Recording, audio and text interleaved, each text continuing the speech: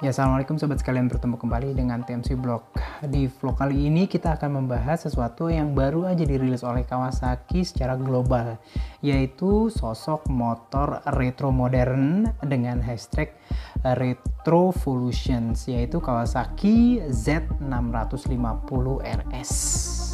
Dari namanya udah kelihatan bahwa sebenarnya Kawasaki Z650 RS ini boleh dibilang mengemulasi produk yang boleh dibilang cukup sukses dihadirkan oleh Kawasaki sebelumnya, yaitu Kawasaki Z900 RS. Itu artinya Kawasaki Z650 RS ini merupakan salah satu produk dengan genre retro modern.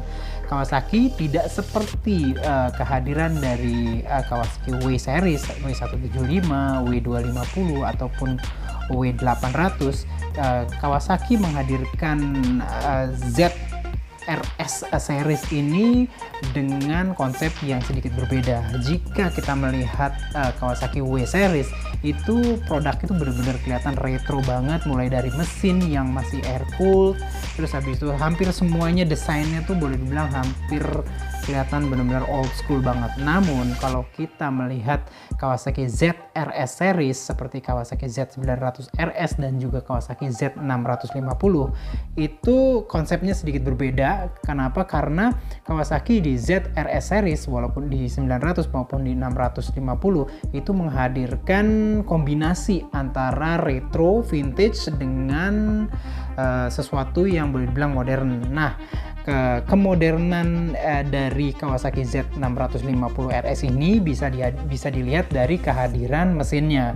Engine atau mesinnya merupakan engine atau mesin yang common part atau berbagi pakai dengan motor-motor 650 cc Kawasaki lainnya yang bermesin 2 silinder segaris DOHC berpendingin cairan. Seperti kita ketahui, mulai dari 2007 tuh Kawasaki menghadirkan motor dengan spesifikasi mesin 650 cc 2 silinder segaris. Dari IR6N yang berganti nama menjadi Z650, lalu ada IR6F yang berganti nama menjadi Ninja 650, lalu ada juga Versys 650 yang merupakan motor adventure series. Lalu juga kita tahu ada yang namanya Vulcan ya. Ada yang namanya Vulcan 650. Nah, boleh dibilang cukup banyak motor yang menggunakan mesin yang common part ini. Dan ini adalah boleh dibilang diversifikasi terakhir ya sampai tahun 2021 ini mengenai mesin atau produk Kawasaki yang menggunakan mesin sejenis 650 cc 2 silinder segaris. Nah, motornya boleh dibilang kalau kita lihat bentuknya itu memang bener-bener mengemulasi dari Z900 series gitu ya. Kalau melihat dari headlampnya, terus habis itu dashboard digital, dashboard dari speedometer dan tachometernya, lalu kita bisa lihat juga dari bentuk dari fuel tank atau tangki bahan bakar gitu ya. Lalu sampai di bagian belakangnya di mana jok atau seatnya yang memiliki ketinggian 820 mm itu didesain tidak seperti Z650 yang agak sedikit miring, namun dia tuh agak sedikit mendatar. Dan karakteristik dari seat atau tempat duduk yang sedikit mendatar yang lebih ke arah retro series ini memperlihatkan bahwa secara sasis Kawasaki Z650 RS ini untuk sasis utamanya sama dengan Z650, namun subframe ya dari tengah ke belakang agak sedikit berbeda karena Z650 RS menggunakan subframe yang lebih datar. Kawasaki Z650 RS juga kita bisa lihat nanti di beberapa video detail itu menggunakan lampu-lampu yang semuanya LED, mulai dari headlight atau headlamp, lalu ada lampu sen dan juga lampu belakang gitu loh teman-teman sekalian. Pokoknya boleh dibilang ini tuh retro modern banget gitu ya. Nah, sobat sekalian bisa lihat detail dari Kawasaki Z650 RS ini di video berikut. Nah, jadi teman-teman sekalian, ini adalah gambaran dari Z650 RS. Keren banget sih ya. Kita bisa lihat sekarang detailnya. Pada dasarnya memang sama banget dengan Kawasaki Z900 RS. Stylenya sama banget, sama-sama retro styling gitu ya. Kita bisa lihat ya, misalkan dari bentuk tangkinya yang teardrop gitu ya. Teardrop itu menunjukkan bahwa ini memang benar-benar retro style banget. Namun dia itu dipadu dengan beberapa hal yang modern, seperti kayak misalkan headlampnya itu ya sudah menggunakan yang LED terbagi klaster jadi atas dan bawah. Dan Kawasaki juga bilang bahwa lampu-lampu lainnya seperti lampu sennya yang pipih itu ya, itu juga LED, dan juga lampu belakangnya tuh lampu remnya juga LED.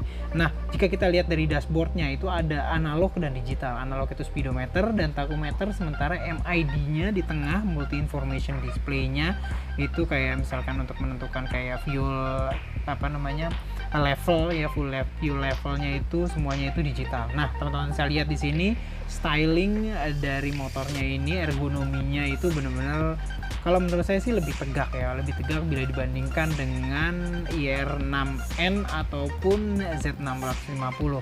Stylingnya boleh dibilang jadi posisi segitiga ergonomi, stylenya itu memang benar-benar tegak, mulai dari handlebar, dan juga posisi duduk, dan juga posisi kakinya gitu loh teman-teman sekalian ya.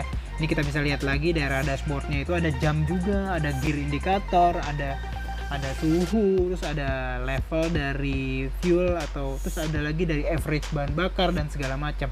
Kita lihat dari depan juga ya, itu stylenya tuh bener-bener Z900 RS banget gitu ya, dengan handle lever atau tuas rem dan kopling itu ada kayak setup klik berapa gitu, sekitar 4. Nah, untuk rem depannya sendiri kita bisa lihat juga itu sudah double disc ya, double disc di depan, namun kalipernya itu masih menggunakan Nissin yang aksial, jadi belum radial gitu ya.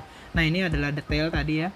Nah, ini kita bisa lihat lagi, dan agak sedikit berbeda dengan Z650, itu rotornya itu round type. Jadi ini untuk menunjukkan bahwa ini memang benar-benar bergaya retro banget. Terus habis kita bisa lihat tadi ada kayak sensor-sensornya, grid sensor. Nah, kita bisa lihat juga untuk bagian joknya itu sedikit rata. Ini menunjukkan bahwa subframe-nya sedikit agak berbeda bila dibandingkan dengan seri Z650 gitu loh teman-teman sekalian. Kita bisa lihat lagi, nah ini nih spoke style cast wheel. Jadi cast wheelnya ini berbeda dengan Z650, di mana dia itu dia sedikit kecil-kecil gitu ya. Jadi menyerupai kayak jari-jari velg jari-jari gitu loh ya. Kita bisa lihat juga untuk bagian belakang itu nggak ada grab railnya ya, yang dari besi. Jadi itu mirip banget kayak ducktail ya dari Z900 RS.